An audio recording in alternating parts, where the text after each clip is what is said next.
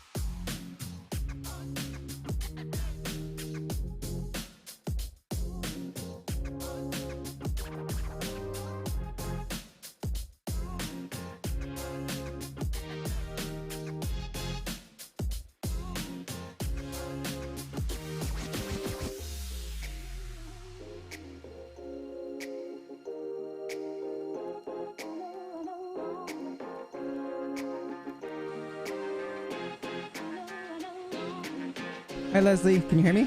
Hey, I can. How are you? Good. Okay.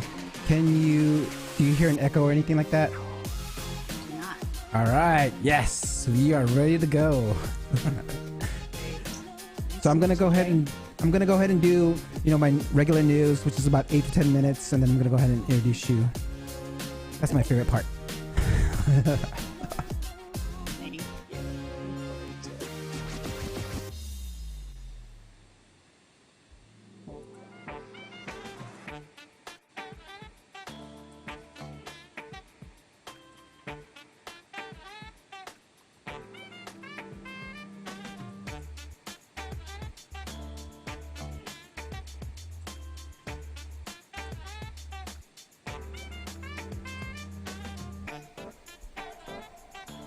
I see some early birds in the stream. Don't forget to say hi when you join the chat.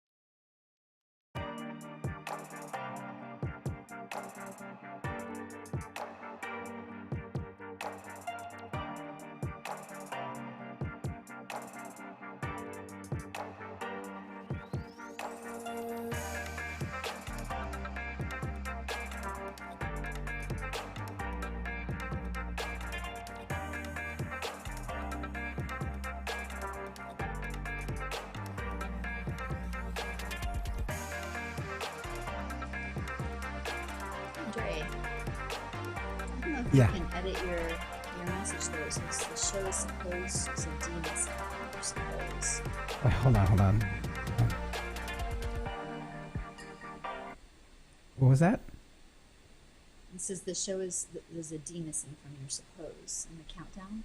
Oh yeah, show is supposed to start in 5 minutes. I know that would drive you nuts later if you didn't catch it. Oh no, it's supposed to start. I did that on purpose. Oh, well, no. I suppose needs a D on it. Oh, suppose. Oh, let me do that. Yeah. Okay. Okay. I got that it needs to start.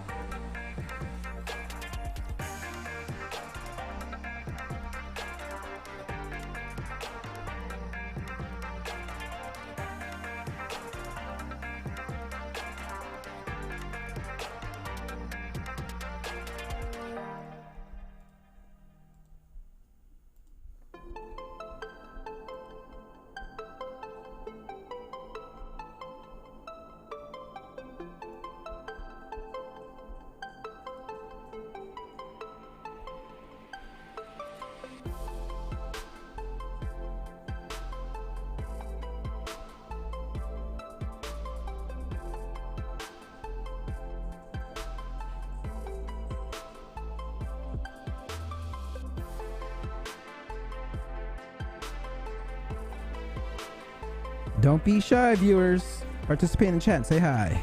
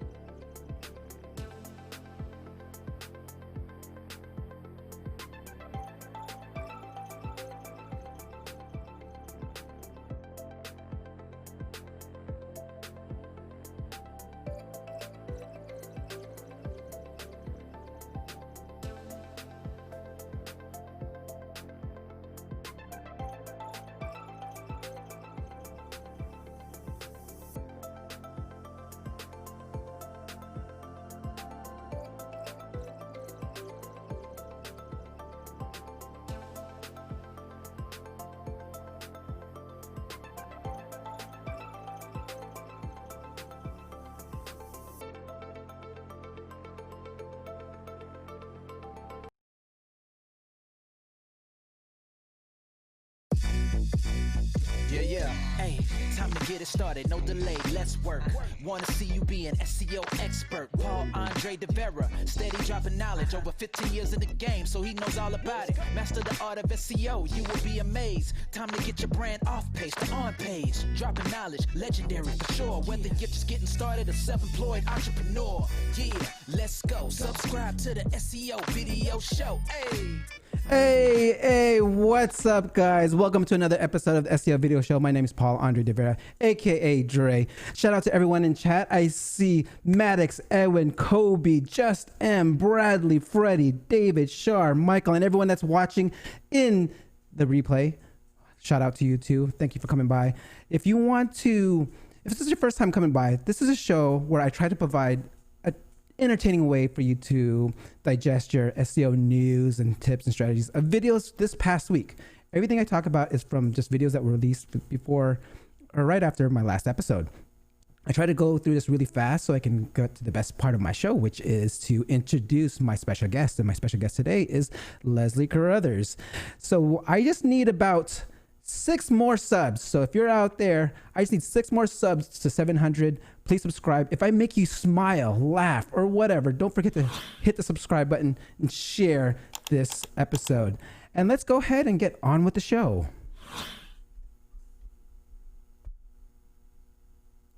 This is Ted DiBiase, the $1 Million Man. What kind of fruit do SEOs like best? Low hanging.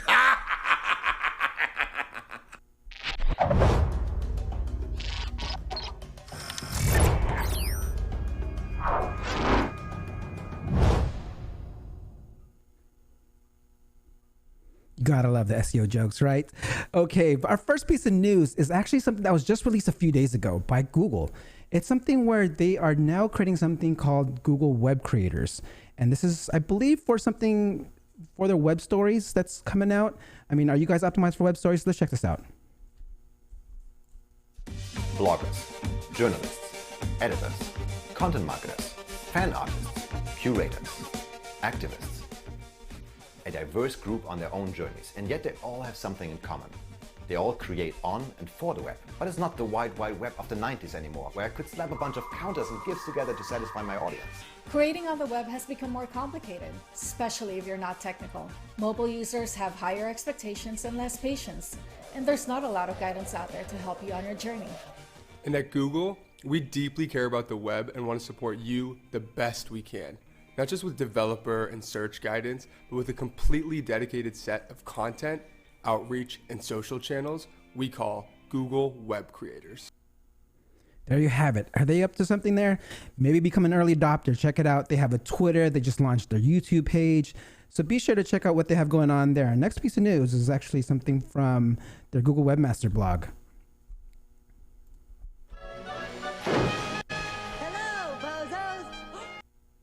And it's about robots. They opened up an open source robots.txt project was just announced.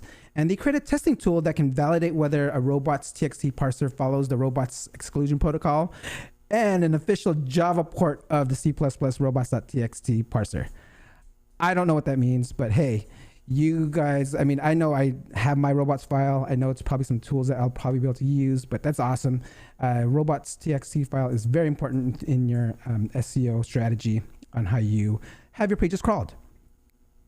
Okay, this one's a shout out to Simon White out from IMG, where he actually shared a piece of news from the Schema App live channel.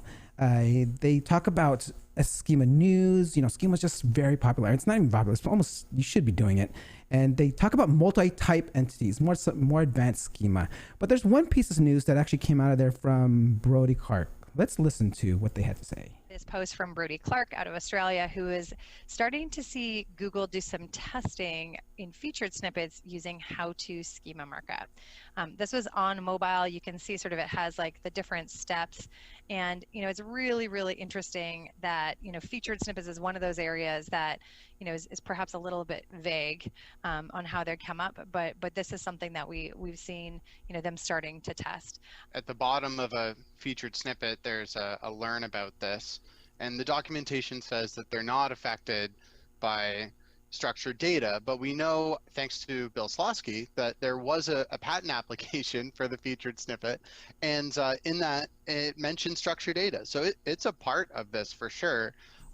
Google's just very quiet about exactly what role structured data plays in a featured snippet.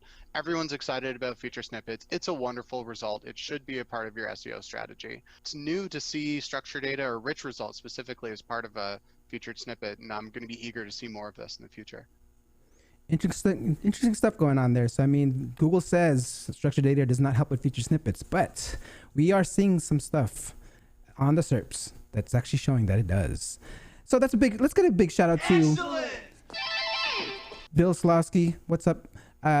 He has been on the show here before and talks about his patents and snippets and everything like that. Check it out, episode number 3, I believe. Okay, the next piece of news is from the Search Off the Record podcast. Is where the Google team talks about their Google Honest Results policy. I mean, if you're gonna ask Google or anyone that works at Google like how you can be ranked number 1, I mean, don't expect an answer. And here's an answer. Here's why they actually don't even respond to your inquiry. We have an internal policy called Honest Results. And that policy helps us keep the playing field equal for everyone. And based on that policy, I usually opt for not answering. Basically, if someone wants to get an answer, then I would much more prefer if they asked in public. For the most part, I do try to funnel them through the public channels. So from my side, that's kind of like publicly on Twitter, asking in the public realm there, joining the office hours hangouts, asking there. But I also send a lot of people to the webmaster help forums that we have. And for technical issues, I found the Google Webmaster Office Hours really, really helpful. I go in there, ask questions. I even played a few clips of some questions I've asked over there. Their forums are also pretty awesome. You'll find a bunch of other people trying to help each other out. And you get a certain badge if you get certain answers there. So maybe you want to build up your personal brand in the SEO industry. Answer some questions in their forums. And there's a bunch of other communities out there, right? There's a bunch of free ones like the digitalmarketers.org is a good one, DMO, and IMG. I could talk about it a lot. InternetMarketing.gold. You can ask people all the time. There's some smart people. If you have any questions, ask the free forums. You can even go to shows where like SEO Fight Club, Craig Campbell has a question and answer. Or you can even ask questions here for me and my guest, right? I mean, don't forget to like and subscribe and share this video. Quick plug. Okay, my next piece of news is something from Inlinks. This past week on the Inlinks channel, a fellow by Michael King, he's a pretty technical SEO out there, and he shared a nugget. It was something on 301s and 404s. It's a certain strategy of how he attacks 404s. Let's listen in. I think named entity recognition is something that we should all be embracing pretty heavily, and there's a variety of tools to support this. In the data science world, where you can just say, okay, here's a piece of content, what are entities related to it? Of course, the relationship between links, when the entities are relevant on both sides, we see that there's an improvement in ranking. And it's also true when you're doing like 301 redirects. So one of the things that we always do when we get a new site is we look to see what are the broken links that are pointing, or what are the broken link targets, like what has hundreds or thousands or millions of links pointing to it, that those pages are now 404s. Well, one of the things that we do is if that page is no longer in the client's database somewhere, we will look in the Wayback Machine and then determine the entities related to that page, and then do that redirect target to something that has the closest entity matches possible. Because we all know that if you just do some sort of like blanket 301s, that value doesn't pass in the same way. Yeah, because the context has got lost in that page. And in actual fact, a negative impact sometimes, because you're actually associating other terms with a document and therefore partly diluting the strength of the target, if you like. Exactly. Boom, that's a nice one right there. Take a look at what entities are there. If they're Wayback Machine, just kind of look at your pages if it's gone. Another last piece of news before my special guest is on CRO. My special guest is also an expert on CRO. This one actually comes from Kevin Indig's channel, TechBound. He interviews Christopher Penn, and they talk about a technique using conversion attribution as a way to prioritize pages to increase conversions through SEO. Let's listen in here. The same thing you do to figure out like which channels work, you should be doing with your content, which of your content works. And it is absolutely possible to model that today with the data that you have in your existing web analytics tool, particularly if you're using Google Analytics. When somebody completes a goal in Google Analytics, and you can restrict this, like goals that had organic search as one of the drivers, if you want to focus it on SEO. Inside the API, there's goal conversion location. There's previous page 1, previous page 2, previous page 3. So you can see the three steps before a goal completion and the goal completion. Using this machine learning technique called Markov chain modeling, you can absolutely understand the importance of what pages are the most important in that sequence to goal completion. That tells you these are the pages on your site that you must optimize. You must have them not only tuned for SEO, but also tuned for conversion rate optimization to make sure, like, it may turn out this blog post that you wrote is just fire. It's on fire. Great. Optimize the heck out of it. Make sure it ranks for every term that you can possibly get it to rank for, but also put some budget towards promoting it, maybe even on the SEM side, because you need traffic to come to that page because that is the precursor to a conversion. There you have it. I never actually thought about that. I mean, like looking at pages that actually drove the conversion, the previous pages of the place where they converted, and actually optimize those. Those are a good place to start your SEO strategy. Okay, here we go. This is my favorite part of my show. Let me get this ready here.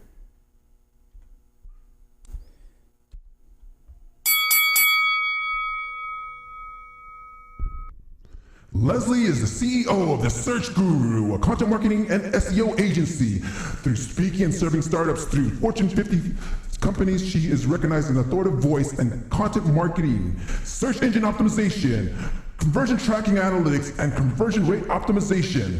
She has received rave reviews from bringing energetic, inspiring, practical insights to companies like Advanced Auto Parts, Connection, Fortune 50 healthcare companies, General Electric, Cleveland Clinic, Books A Million, Rakuten, and more. She was named one of the top women in SEO in 2012 by Level 343, one of the top 50 content marketing influencers in 2018 and 2019, and CM World at CM World, and is a Techstars Anywhere 2020 mentor. Please welcome Leslie, the Search Guru Carruthers.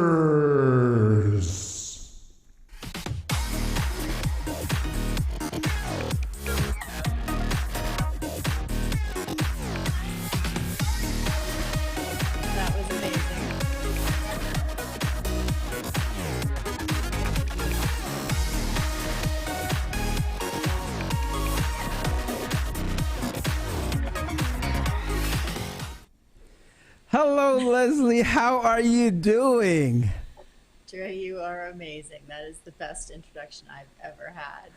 All my guests deserve that special introduction. You guys are so dope. I mean, you bring so much to the community, and it's something that's like, hey, you need that star entrance. So how are you doing? I'm well, thank you. And yourself? Good. Okay, so I talked about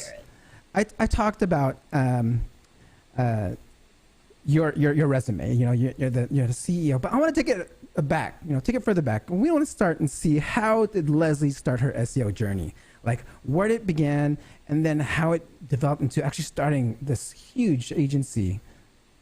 Mm-hmm. Sure, thanks. So I have a journalism degree, and I've always been a wannabe tech, and SEO is kind of perfect for that.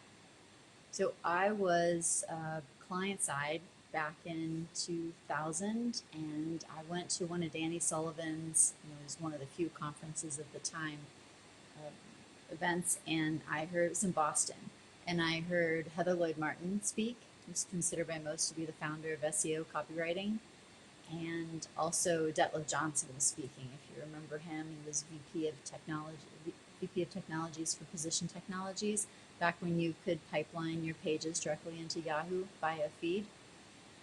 That was beautiful. And I heard them speak, and just, it really resonated with me. And I reached out to Heather after the conference and offered myself as an unpaid intern if she would train me. And she said yes.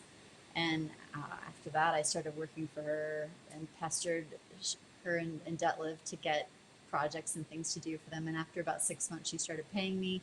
And then I went to work for them, for her full time. It's her business at SEOcopywriting.com. And then Andy Beal started one of his companies and was buying up, if you will, big names. So Heather was one who got Mike Grian. And when Heather went to work for him, which I think she did for about a year and a half, and just spoke for him to fill the pipeline, she didn't take any of us with her. I loved working for her. She is great, was and is great, and made running a business look easy, which is hysterical. So when she shuttered her business for the year and a half that she did, I thought, well, hey, I'll give this a try, put up my own shingle before I go look for a job. And yeah, that was 16 years ago. The funny thing too is when I was client side, to get to go to that conference, to talk them into sending me, I had to. What worked was to tell there were 5 partners that ran the business. They remanufactured green screens and thin clients and were an NCR server distributor in North America. And a couple of them didn't want to do it. And I just said, hey, if this doesn't work out and I'm wrong about SEO being an important future step, you can fire me. And the guy's like, perfect. All right, you can go. But that email to Heather Lloyd Martin was the smartest email I've ever written. I didn't know it at the time, but it set me up very well. She's a direct marketer at heart, as is Detliv, and I learned so much from them. They really got a solid direct marketer foundation inside of the world of digital. So when did you decide to start the Search Guru, and when was the? This was 2004. 2004, and how that start? Like, did you land your first client, and then you're like, oh, you know what, this is something. Yeah, just decided to do it, and targeted small business initially, which I pretty quickly stopped doing. Small businesses are great. I'm small business. But, when we spend money, it's our money. Like you pay a vendor, then you didn't get something else, versus the upper end of mid, large, and enterprise, where if they don't spend their budget, they're not going to get it back. So pretty quickly shifted, and then found myself overwhelmed and needing to find partners, subcontractors, and then adding employees to the team. Yeah, really the smartest thing that I did early on, if you're asking for advice, like how did I get it going? How did I start getting clients? Part of it was because I'd worked for such big names, really rock stars in the space. I had an amazing network. I didn't realize the value of that at the time. And people were generous. They knew I reached out and let them know I had started a business, and that Heather had taken this opportunity with Andy and the other big names that were growing. That was actually, I believe it was the first publicly traded SEO firm in North America at the time that Andy had started, that she joined for about a year and a half. So because I knew so many folks and I'd shared the experience of it, I wasn't expecting this. Here's what's and I'm starting this business. They were really generous in making introductions, and I pretty quickly, I remember it feeling like a struggle at the time, and looking back, I can see that it was easier than it seemed at the time, looking back. The first big brand I got introduced to and closed was Brookstone, back when it was still the big brand that it was. And yeah, we're just really grateful for the network of folks and how willing they were to introduce and vouch for me. And that's the big, what I would do for sure if I were doing it again. I would keep that piece and look for who are the referral sources to cultivate and have that be a big part of the marketing plan. We put that into place years later, but it just worked well at the beginning, luckily. There you go. Your network is your net worth. Reach out to your network. Right. It's something that you should always, it's yours, right? And it's these personal relationships, and reaching out and having them, help you out too is what they're there for. It's like they're just your true network. So I wanted to do and the team and I did a good job too of finding kind of like what you do here. finding what was new and current, and reaching out to some of those folks who maybe were dead on in SEO. They might have been in a tangential space in a technology. So letting them know what was going on, had them feel cool and in the know, and added value and reminded them that we were here. So just like what you're doing, man. There you go. Make your clients feel cool and keep them up to the trends. Okay. One thing I admire you is like you are a great public speaker. And when I'm watching you, just even through videos, I haven't seen you live. Thank you. And I've watched you, whether it's when you're giving webinars or if you're giving just presentations and when there's huge audiences. Even on social media, you get your audience engaged. Let's go back to like the public speaking. I Like, appreciate that acknowledgement. That's really important to us. The team works hard on that. yeah, like I'm curious, like how did you work on your public speaking? Because when in SEO, even though you're in-house and working with clients, great communication skills is very important. Yeah, and I know you're a president of your local Toastmasters chapter, which I acknowledge you for. That's a wonderful contribution and a really great organization. Yeah, really great. As I'm responsible for sales in the organization here, and I've consistently cultivated a love of people. So that makes a difference. And I can remember when I started the business, and you know how there are two kinds of sweat, Dre? There's the sweat where you work out, and unless you take forever to get a shower, you don't really smell it. But then there's that nervous sweat that immediately stinks. You know what I mean? Yeah, I think so. So I can remember when I started the business that by 10 in the morning I would stink. Because, you start this business and it's about making a difference for people, and then you make it about you and looking good. And So I hired a coach pretty early on. And actually the other thing that was super helpful was I did the Landmark Forum. If you've ever heard of Landmark Worldwide, that was, I'm very clear I wouldn't still have the business if I hadn't done that training. Phenomenal training, the best sales training I've ever had. And it's not a sales training organization, it's people. And the best communication skills training I've ever had. So the thing that I would say in being able to be in front of people and be with people is that communication training, sales training is always great. You can never go wrong in any occupation with sales training, people skills training, and emotional intelligence. I've been lucky to have access to some great training, and Heather, go back to Heather and Detlef, they were just amazing with folks and on stage all over the world. So I had a front row seat because I would go up to the conferences with them and support them. So just I was set up really well. Yeah. Nice. And cultivating a love of people can't hurt. Another knowledge bomb there, guys. If you guys want to make sure you work on your communication, look into sales, look into coaching. These are two skills that are Toastmasters. Yeah, really did you actually were you part of an organization like that, like some sort? Because I have attended a couple of meetings, but I never did join. But I have a great, I certainly admire the organization. I see the benefit. It looked like too much work to me. Technology for doing it.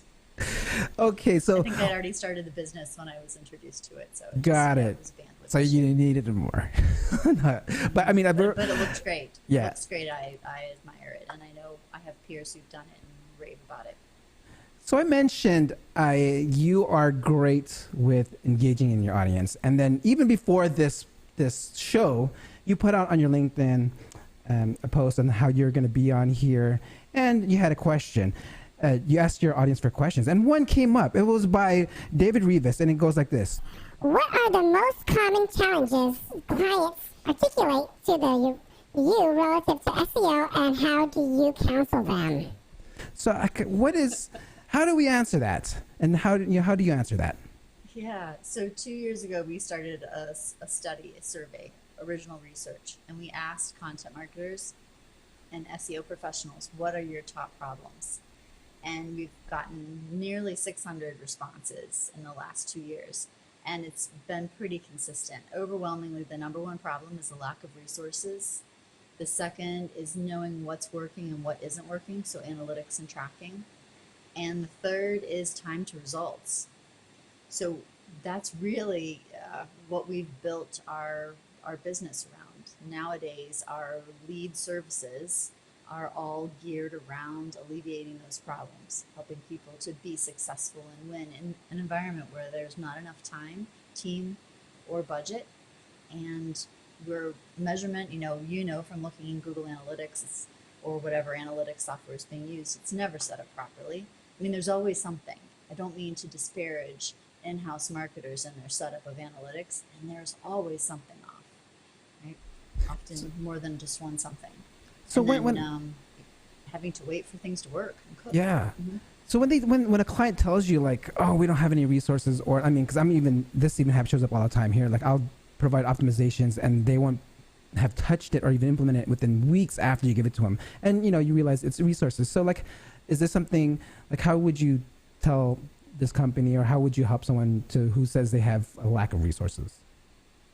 Yeah, that's actually most of our social media content and our blog content is geared around this. And we just in the last, I think it was August, last month, released an ebook that, because I have the honor and privilege of speaking to many, many content marketers and SEO professionals, and they share what's working for them and what isn't working.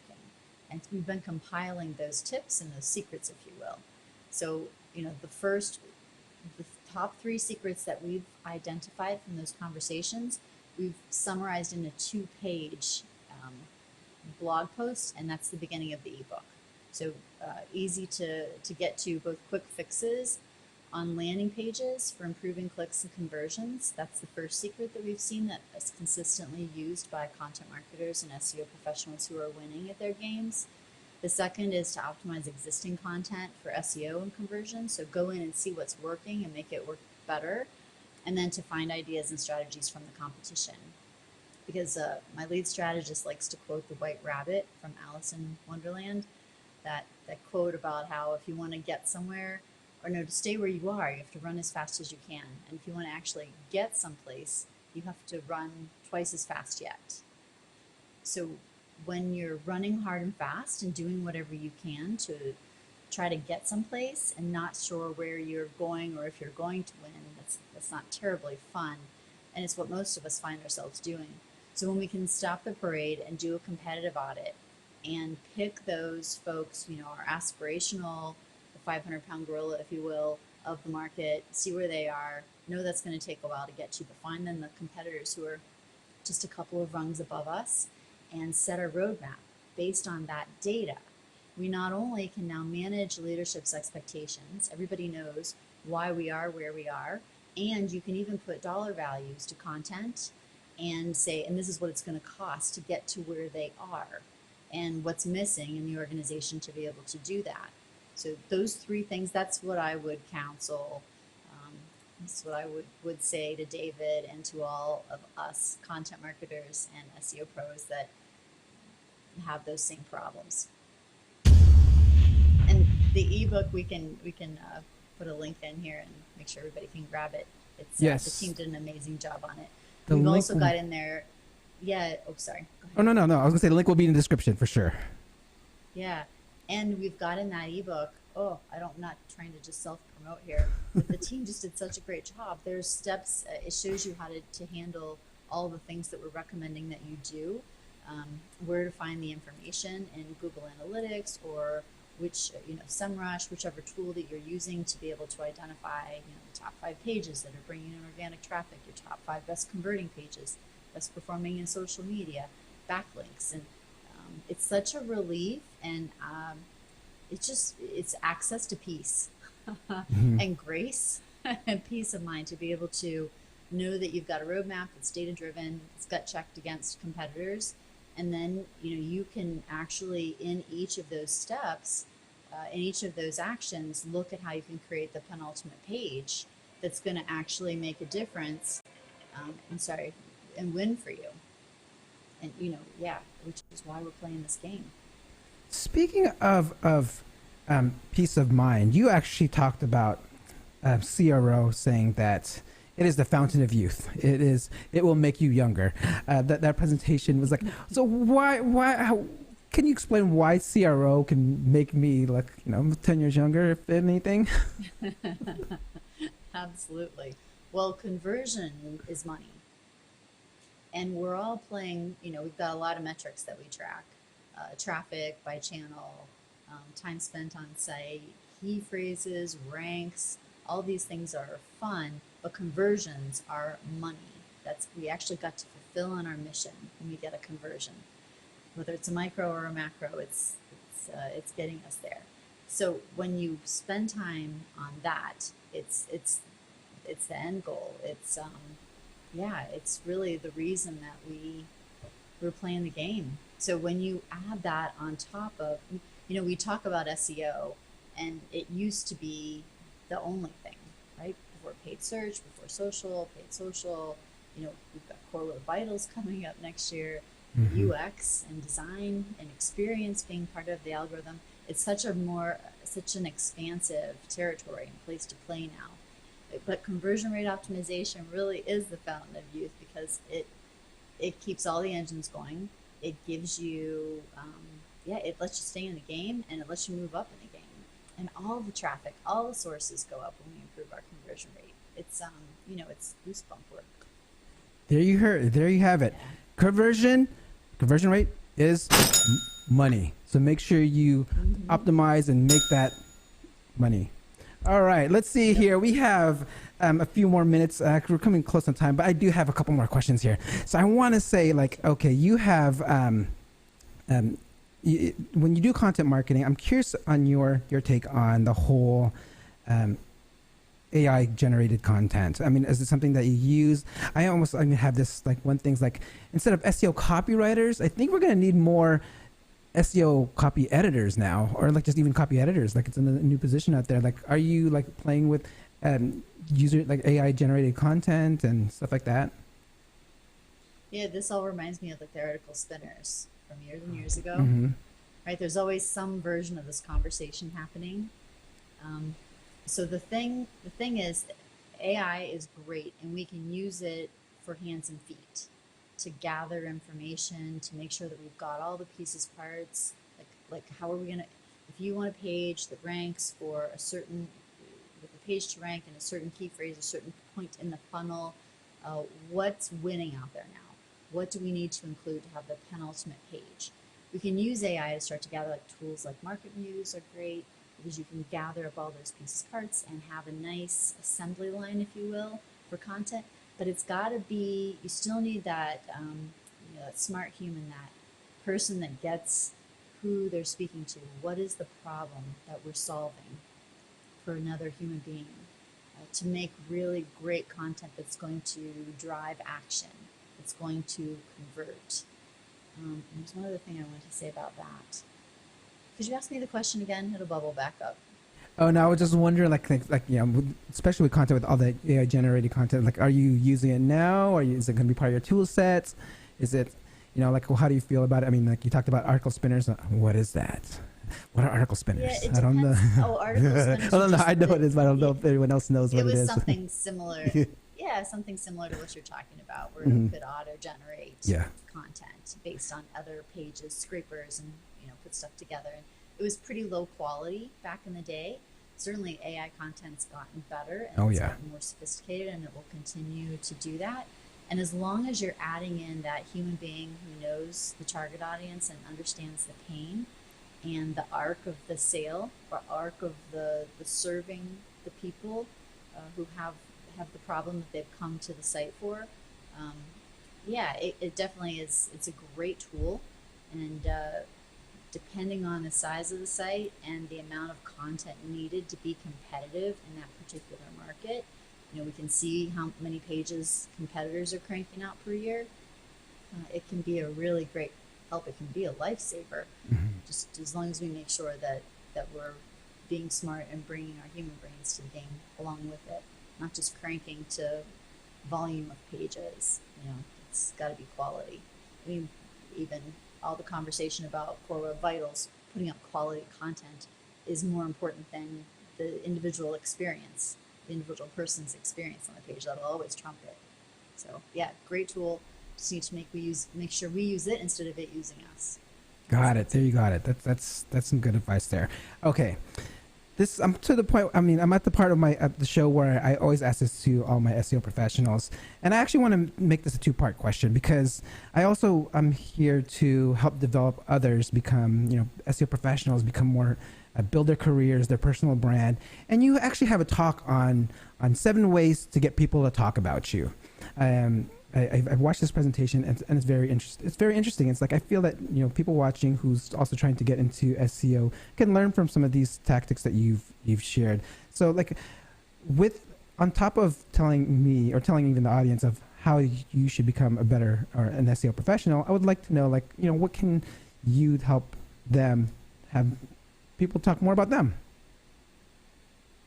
So what would advice I would give somebody when they want to get their name out and have people talk about Yeah, 7 ways. He had a presentation on 7 ways to get people to talk about you. Yep. That one.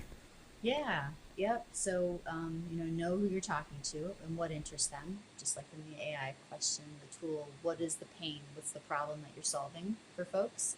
So that's why I love the survey that we've done, because we're really clear on the problems of our target audiences.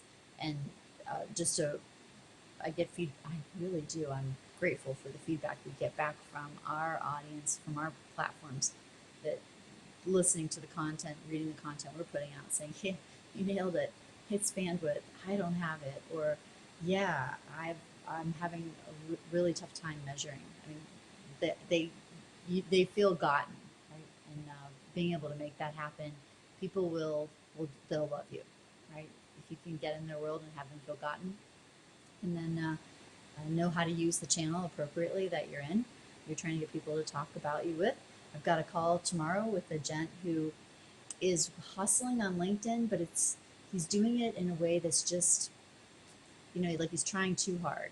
It's I really just want to tweak it a little bit because he's great. He's been engaging with our stuff. We've been engaging with him, and there's just a couple of things that are a little off, a little odd. So we'll sand that out and be good. And then know who you are and what you have to offer, and be true to that. The Rebound It video series that I do, Chris Brogan had a couple really great points on that. Really appreciated his take on authenticity and the value that it brings no matter what's going on, even inside of coronavirus. That's valuable. And having a plan and making sure that plan syncs with the pains of the people you're talking to. And then anytime we can figure out how to make it easy for people to talk about us, that's certainly helpful. So if you'll notice in my LinkedIn posts, I'll often go in when someone likes it or puts a comment, and I'll ask a follow-on question. So that helps us to get more engagement. Yeah. And if I forget to do that, my Kate Parkover, my lead strategist, is reminding me of it. Thor's not doing it? And then Thor's not reminding you? Sorry? Thor's not reminding you? Thor, yeah. Thor's not here today, or I would have him on. Yeah, he's with family. But yes, now he's usually sleeping, so he's not a great reminder source, but that's okay. Great Danes, they sleep a lot. But he's certainly fun to have around. And then, thank people and express appreciation, reward them. It's always it's a bow on the top. That's a big difference and cements it in. Okay, so now to someone that wants to get into SEO, what would be that one advice to someone that would want to get into SEO, become an SEO professional? I feel very, very strongly about this. Okay. You have to remember, and I'm so grateful again to Heather Lloyd Martin and to Detlef Johnson for nailing this. Being direct marketers at heart, it's all about the results. And I'm not talking about rankings or keywords. I'm talking about conversions, like the actual sale and lead generation. That's the game we're playing. I get emails all the time from folks who want to work, want internships, looking for jobs, or even just not very many, but if you do what I did and offer to work for free just for the experience, they don't talk about the results they've been able to produce. Start a side hustle, start a project, and then track your own stuff so that when you reach out to someone, you can say what you actually produced instead of, I did this and this and this and this, but there are no numbers, there's no data. Even people applying for paid media positions and there's no data, it drives me nuts. So the main thing would be know your metrics, start a side hustle if you don't have paid work, or start a blog or post something for yourself. Even just go in LinkedIn and post and hustle and get for engagement and reach out to people and engage with their stuff. You can make stuff happen and then have numbers, quantify what you've been able to do. Don't just talk about it. Oh, that was gold. That was gold. Okay, I want to go to the chat and see if we have any questions. We do actually have one question out there. Let me ask this.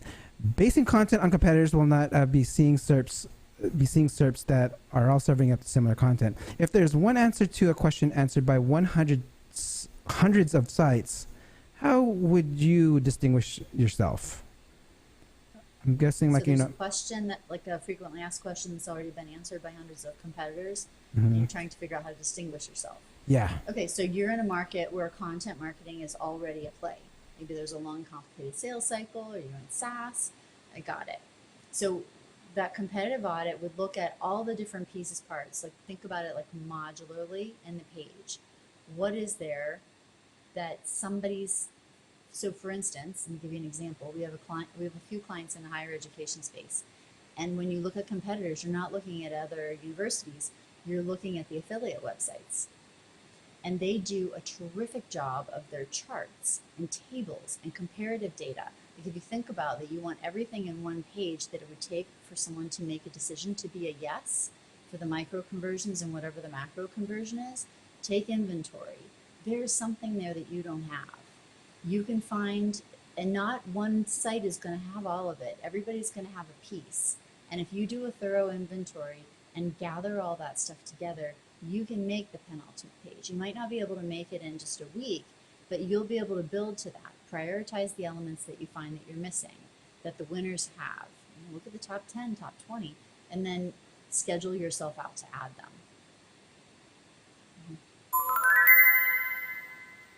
You have it. Okay. We're coming to the very end now. We're coming a little over time. I mean, and the voice changes.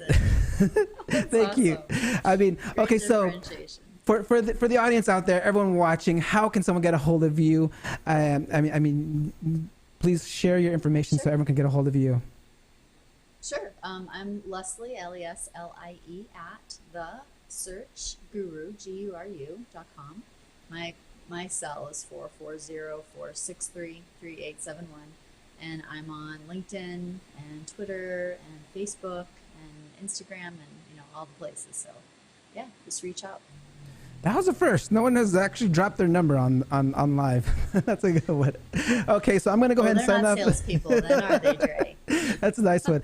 Okay, I'm gonna stay on for a minute before I sign off. I'm gonna go ahead and say bye to everyone real quick. Let me see here.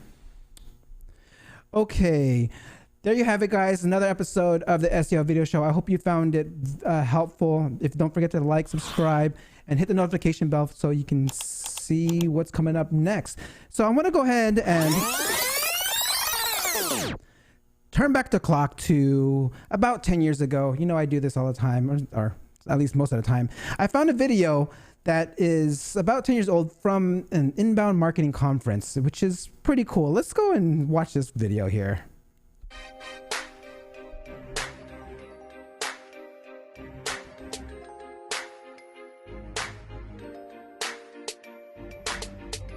Inbound marketing, who are you targeting? Inbound marketing, you should try it too. It's the SEO rap where you recognize the sound, putting it down in HubSpot compound. Here to talk about marketing. Inbound, first step, make sure that you get found. Don't use outbound like print and TV, cold calling, trade shows, the worst of YP, throwing money at the wall. See how much stick. If that's your campaign, then you might as well quit. Keywords in SEO, that's how I get it in. Facebook, Twitter, YouTube, and LinkedIn. You gotta use social, don't forget local. They might find you on a smartphone going mobile. Blogs and SEO and ebooks work fine. Viral YouTube videos like mine. I'm a truth like Paul Pierce. In clutch time, build links to my site and watch my page rank climb. Cause of Inbound marketing, who you targeting? You know what you got to do. It will work for you. Inbound marketing, you should try it too. when they search and they find you, first step, then they see a CTA. So what's next? Contact forms, capture lead information, respond quickly with no hesitation. If you got what they need, then provide service. I call that an inbound conversion. And when they find you, analyze how they did it. Traffic sources and the keywords, analytics. This not an expense, this an investment. This how your marketing dollars best spent. If you're not doing this, then it's gonna cost you. Cause outbound marketing, it's a toss up. I put it down from H-Town to Boston. The competition try to figure how I lost them.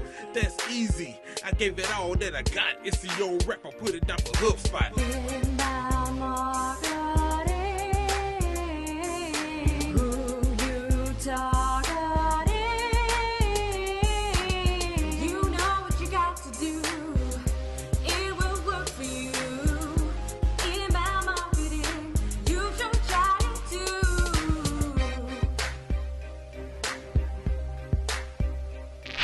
too.